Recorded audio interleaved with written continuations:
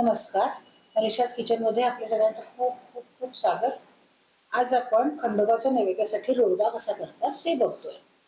खरं तर सांगायला गेलं तर रोडगा ही रेसिपीच पूर्ण वेगळी आहे. ती पारंपरिक रेसिपी आहे आणि पारंपरिक रेसिपीमध्ये रोडगा जो होतो तो पूर्वी चुली असायच्या आणि चुलीमध्ये निखारे, राख वगैरे सगळं असायचं आणि त्याच्यामध्ये ते पिठाचा गोळा करून असा तो आतमध्ये चुलीत टाकून मग तो काढला जायचा निखाऱ्यांमध्ये म्हणजे. पण आता कसं आहे, आपल्याला गॅसवरती करावं लागतं, शहरात राहायचं असतं, ते शक्य नाहीये. आपण त्याला काहीतरी नैवेद्य तर आपल्याला करायलाच हवाय. मग काय करायचं, तर आपण छोट्या छोट्या भाकरी करायच्या. तर आपण बघूया कसं करायचं ते. इथे मी बाजरीचं पीठ घेतलंय, थोडंसं घेतलंय, म्हणजे 1 कपभर होईल एवढं घेतलंय आणि आपण ते भाकरी करतो तसंच मळून घ्यायचंय. पाणी एकदम नाही टाकायचं पीठ भिजवताना, अगदी थोडं थोडं करून पाणी टाकायचं. सगळं पीठ एकत्र करून घ्यायचं छान आणि मग जसं लागेल तसं थोडं थोडं पाणी टाकायचं. पाणी घेताना नेहमी असं हातामध्येच पाणी घ्या, म्हणजे इन केस जर ते जास्ती पडलं तर आपल्याला ओतून टाकता येतं. मी इथे थोडं थोडं पाणी घालून पीठ छान मळून घेतलंय. पीठ आपलं एकसारखं मळून झालं की थोडासा पाण्यात हात बुडवायचा आणि मग आपण ते पीठ असं मळून घ्यायचं. असं ह्या हाताने असं छान असं मळून घ्यायचं. तर प्रॅक्टिस झाल्यानंतर आपल्याला येतं. हे असं ह्या बाजूने असं मळून घ्यायचं. हे छान मळून झालंय पीठ. तर आपण रोडगा कसा करायचा ते बघूया. यातून आपण एक छोटासा गोळा काढून घेऊया. हाताला पाणी घ्यायचं थोडं. या रोडग्याला पिठावरती थापत नाहीत भाकरीसारखं, तो हातावरतीच केलेला असतो.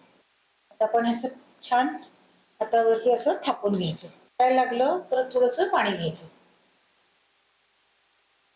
आणि असं असं जर नाही जमलं तर हातावरती असं करून घ्या. पण हाताला पाणी लावलेलं असायला हवं.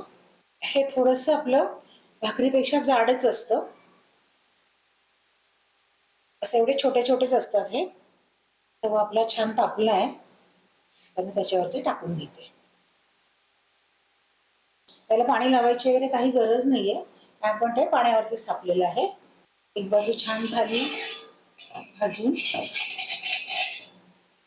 30-40 सेकंदांमध्ये ही भाजली जाते. उलटवून घ्यायची. 1 मिनिटभर झालेला आहे. आपण आता आपला रोडगा काढून बघूया. मस्त झालाय. आपण त्याला थोडा भाजून घेऊया परत एकदा. हा थोडा जाड असतो त्यामुळे आपण एकदा परत त्याला उलटवून भाजून घेतलाय. आपला रोडगा भाजून झालाय. आपण इथे काढून घेऊया. अजून एक दुसरा रोडगा करून दाखवते. परत छोटासा गोळा, हाताला पाणी आणि असं दोन्ही हाताने हाताला चिकटायला लागलं की पाणी घ्यायचं. बस एवढं झालं. ठीक आहे. आता आपण तव्यावरती टाकून घेऊया. परत एकदा त्याला उलटून घ्यायचं. मिनिटभर बघायचं आणि कुठून बघायचं. छान भाजला गेलाय.